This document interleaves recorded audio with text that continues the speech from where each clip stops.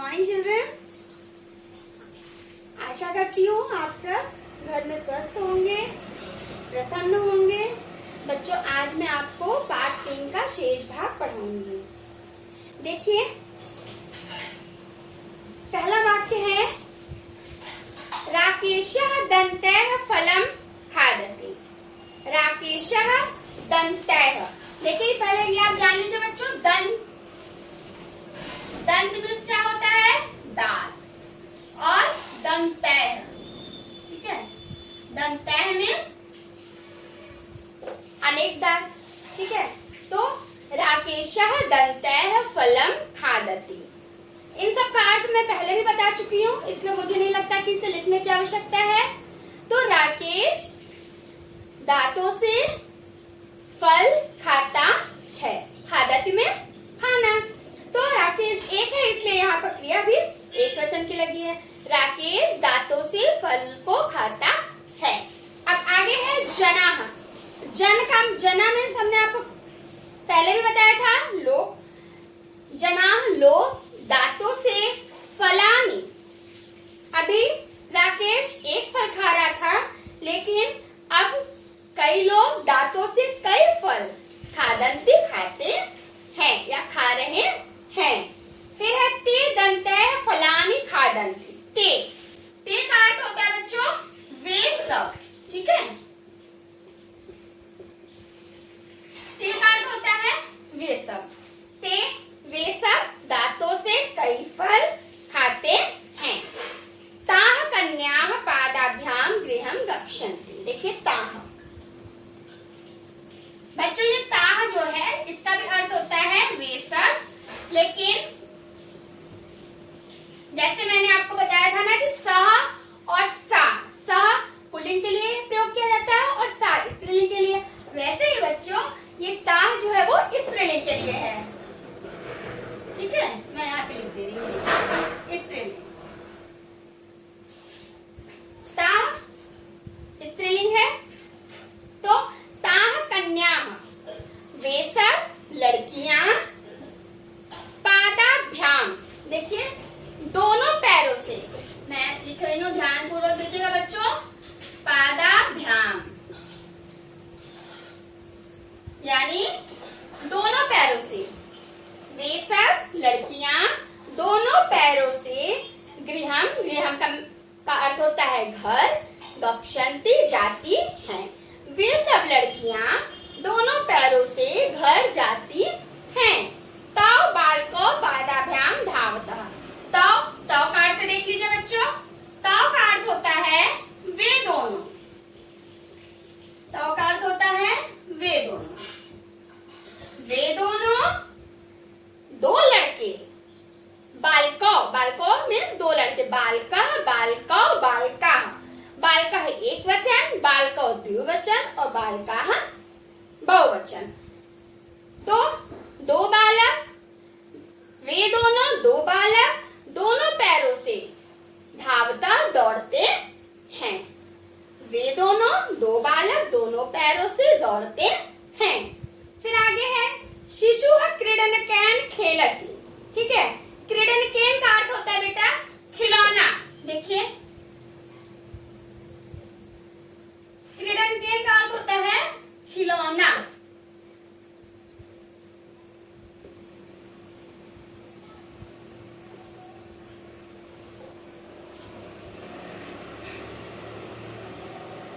ठीक है, क्रीडनकेन खिलौने से तृतीया विभक्ति का प्रयोग कर दिया गया इसमें।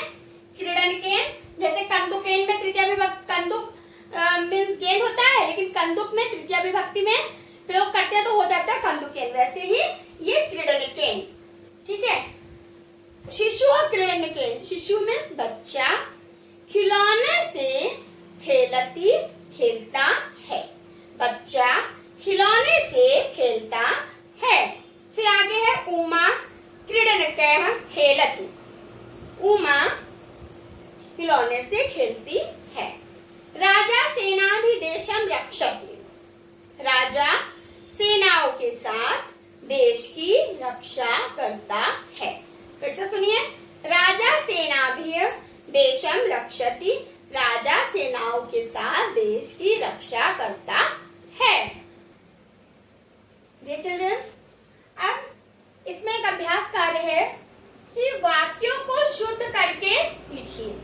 मैंने आपको वाक्य का अर्थ बताते समय सब क्रिया, कर्ता, एक वचन, बहुवचन, स्त्रीलिंग, पुल्लिंग सब कुछ बताया मैंने आपको। आप देखिए अभ्यास कार्य में एक प्रश्न ऐसा दिया हुआ है जिनमें गलत लिखा है और उसे आपको सही करके लिखना है। देखिए मैं आपको इसे समझा दे रही हूँ। राधा, देखिए पहला वाक्य है राधा भोजनम खादती। ठीक है बच्चों, मैंने आपको बार बार बताया है कि यहाँ एक है तो यहाँ भी एक होगा। देखिए इसमें बुक में दिया हुआ है खादंती, ठीक है, ये गलत वाक्य है खादंती।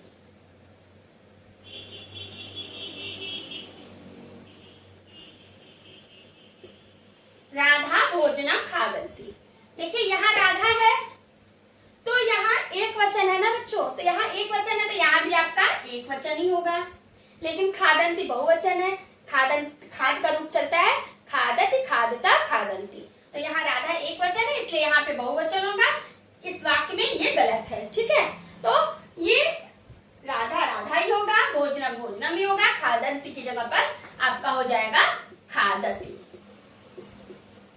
ठीक है, मैं पूरे वाक्य को नहीं लिख रही हूँ, जो सही है उसको नहीं लिख रही हूँ, जो गलत है उसी को लिख के मैंने आपको समझा दिया। अब आगे दूसरा वाक्य है, देखिए ते पादेन चलंती।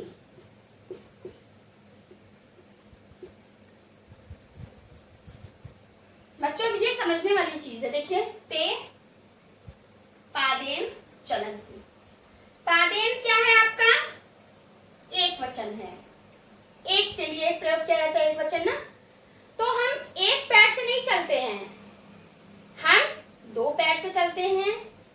और जो जानवर हैं ये सब कितने पैर से चलते हैं? चार पैर से चलते हैं। तो या तो इसमें द्विवचन का प्रयोग किया जाएगा या तो इसमें बहुवचन का प्रयोग किया जाएगा। इसमें एक वचन का प्रयोग नहीं किया जाएगा। ते पादेन चलंती। ठीक है, ते सही है, वे सब, चलंती भी सही है। ठीक है, ये भी सही है, ये भी सही है, लेकिन ये गलत है। ये यहाँ पर आप दोनों चीजें लगा सकते हैं। देखिए पादैह यानी कई पैर और पादाभ्याम। यहाँ बच्चों दोनों शब्द सही हैं आपके। वे सब पैरों से चलते हैं, वे सब दोनों पैरों से चलते हैं। ठीक है, अब आगे है देखिए सह नेत्रैः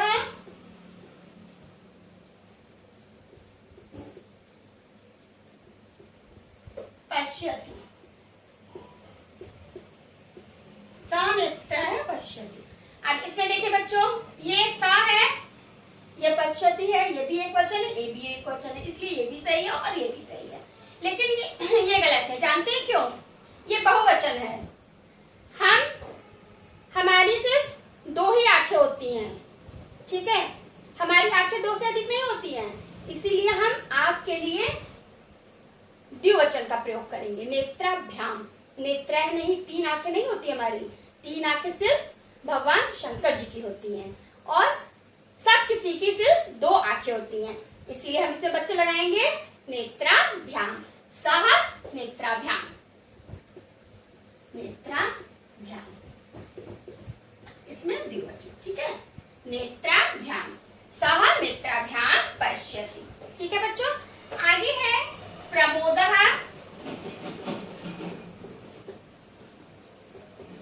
प्रमोदः हस्तैः नमति। अब इसमें भी देखिए बच्चों यही चीज है जो मैंने आंख के लिए आपको बताया। प्रमोदः एक है, नमति एक वचन है। ठीक है, तो ये भी सही है और ये भी सही है, लेकिन ये गलत है हस्तैः।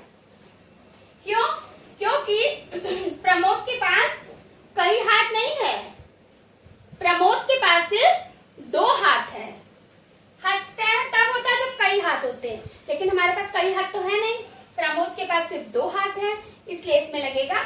प्रमोदः हस्ताभ्यां नमति।